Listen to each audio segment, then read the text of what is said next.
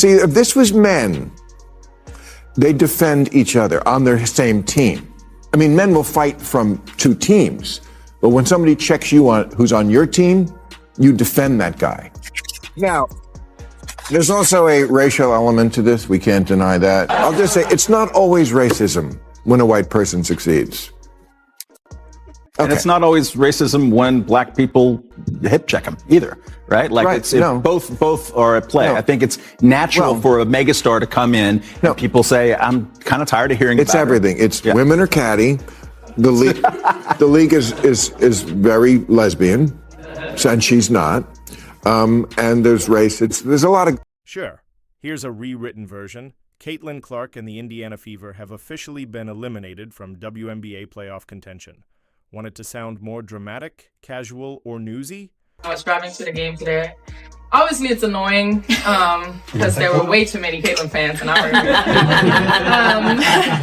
was. But like, it just kudos because it's amazing to see so many people in women's basketball jerseys. It's amazing to see the excitement and the joy that comes out of that. So although I feel like our Dallas fans could have done better, I had mixed feelings, obviously, seeing all the Caitlin jerseys in our home, but it's an amazing sign for women's basketball, and it's just great how far we've come, and it's just fun. Yeah, it's good. It's a good thing. Absolutely. Here's a polished rewrite. She skipped the Olympics, came back hungry, led her team to the postseason, and left everything on the court. But just like that, they were swept in 2 straight games. Want it more poetic, emotional, or sharp? Not allowed anymore to show the #1 draft pick in the WNBA draft as opposed to Angel Reese, a woman who can't run. I mean, next time you watch Angel Reese play, yes, she can play. She's a good player, but she can't run. But we're not allowed to show the #1 pick in the draft, the most dynamic player, including everybody. Why? Well, because it's racist. Yes, it's racist according to... Got it. Here's a more concise and impactful rewrite. This season wasn't just about the game. It became a full-on media circus. Some players leaned into victim narratives, and the basketball itself got lost in the noise. Want to add more edge or keep refining? The madness, and I think it's on its way to ending. I do. I think that Netflix special last night showed that black folks can get on white folks on black folks, and everybody can laugh about it. And truthfully, if all the little D-bags like Seth Davis or Dan Wolken or Greg Doyle, the little white liberal peens in the ass don't like it, screw them.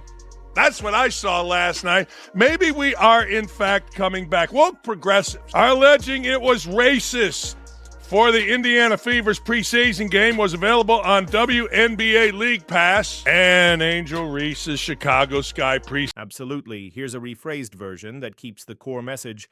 Caitlin Clark drew millions of new eyes to the league, but instead of celebrating the surge in attention, some players threw shade, suggesting it was all just about race. Want it more diplomatic, bold, or nuanced? 7 years.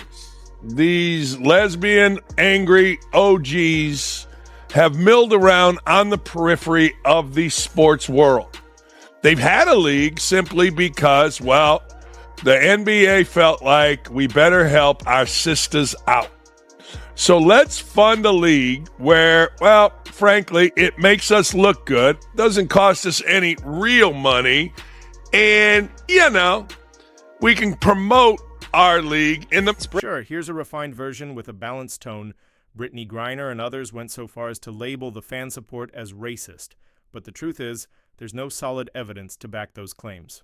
Still, the narrative kept resurfacing all season, and now, even into the playoffs. Want it softened, sharpened, or framed differently? Couple of stars that nobody cared about. Crazy-ass Brittany Griner going and getting her dumb ass arrested. You had Diana Taurasi. I don't know what Diana Taurasi was doing. I never saw 1 second of Sue Bird, but I still swear to God, at the end of the day, she's not going to end up with that Megan Rapinoe. She's going to be a mom with 2 kids. That's just my opinion. 350 million people in this world. I can give you my opinion. Sure thing. Here's a cleaner and slightly sharper version. Feels like déjà vu. Remember the Duke volleyball incident? The accusations made headlines, but after a full investigation, nothing was ever confirmed. Want a more neutral or punchier version? What's a lesbian look like? Angry. She's happy. Real happy. I digress. Let's talk about the angry. So now here comes Caitlin Clark, little white girl. Not that that should matter, because in sports, it doesn't, except in this sport. In this sport, that's all that matters. See, you got the angry African-American lesbians who just can't handle somebody coming into their league as a white girl with a bunch of attention. Now, I hearken back. Rather than highlighting real issues, such as the league's huge pay gap, some players continue to turn every situation into a victim narrative. In sports, don't want other women in sports to succeed. They don't. Jealousy, it's just who they are, she said. Boy, have we seen that or what? Honest to God, little white straight girl comes in and does nothing but ball. She doesn't talk about politics. She doesn't talk about her gay lifestyle, which she's straight. Somebody mentions her boyfriend. She says, yeah, we're going to movies. We're going to go shoot baskets. People start hounding her boyfriend. Connor McCaffrey, son of Fran. He don't care. He's a dude. He's used to the attention, being at Iowa, being the son of a Big Ten. It's as if they're pushing fans away instead of fostering a stronger community. Why alienate the very people who are finally starting to tune in? Knows it better than anyone. We got creepy-ass Greg Doyle. I'm glad that you're here. We got someone named Kennedy Carter knocking her ass into the freaking next week, and all she does is go, hey, let me drop 20 on your head. And then we got Angel Reese's dumbass. Now, she's just stupid. I feel bad. Honestly, I saw this coming before the season even started, especially with Brittany Griner stepping back into the spotlight. Conversation around Indiana Fever fans. It's all just misguided over-hatred of Caitlin Clark. And pointing the finger at those guys, they're the racists, when really, y'all are the racists. The people coming up with excuses to hate Caitlin Clark and the new fan base that she brought. And justifying, again, as we talked about yesterday, Nike won't even put out a Caitlin Clark commercial, won't put out a Caitlin Clark shoe, because Nike has decided that they must bow to the angry black feminists, the Black Lives Matter movement, the feminist movement overall. No, she's saying she claims to have heard racist taunts during games, but let's be real, without evidence, that's a hard pill to swallow. hello. Clark is the biggest star in sports, but Nike, in order to promote equity and fairness and diversity and inclusion, you must spend all of your money promoting Asia Wilson, someone most people don't know exists and don't care about. You have to do that out of racial equity and racial justice. Don't lean into Caitlin Clark, who could make you a bunch of money when your stock is tanking and you've had to fire your CEO. Lean into Asia Wilson, a 6'5" person no one really knows or cares about. And it's 11, she's been in the league for years, and suddenly this is happening now? It feels like the narrative was already set, just waiting for the right moment to unfold. it's the wrong type of fans. They tweet mean things to Alyssa Thomas. This stuff is a joke. And what I will give Christy Sides credit for, and I know many people will be calling for Christy Sides to be fired. I'm not going to be one of them at this point.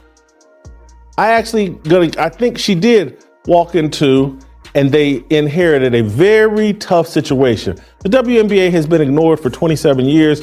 Now it comes with not just an incremental increase of media attention and fan attention, but with a monumental increase of media attention. What were the fans actually saying? Now it feels like any form of heckling is being labeled as racist, even when it's not. The same thing happened with LeBron. Fans were kicked out for racism when they were just regular hecklers. No one in the WNBA was prepared to handle this. They have bad leadership in Kathy Engelbert. They have bad leadership in Adam Silver, the commissioner of the NBA. These are weak, ineffectual leaders that don't know what they're doing. They've been installed. They don't have any real instincts. They're not qualified for their jobs. And so they've allowed the Caitlin Clark abuse to go on and on and on while everybody pretends, oh, it's Caitlin Clark's fans. They're on Twitter and they're horrible. This feels like the same vibe, painting fans as the villains. So what do you think? Is this the real deal or just a smokescreen to distract from the real issues within the WNBA? Drop your thoughts in the comments. I read everyone. If you're tired of the fake narratives and want the real story behind the drama, smash that like button to support content that keeps it real. And if you never want to miss these raw breakdowns, exclusive takes, and real basketball talk, subscribe now and hit that bell icon to stay locked in.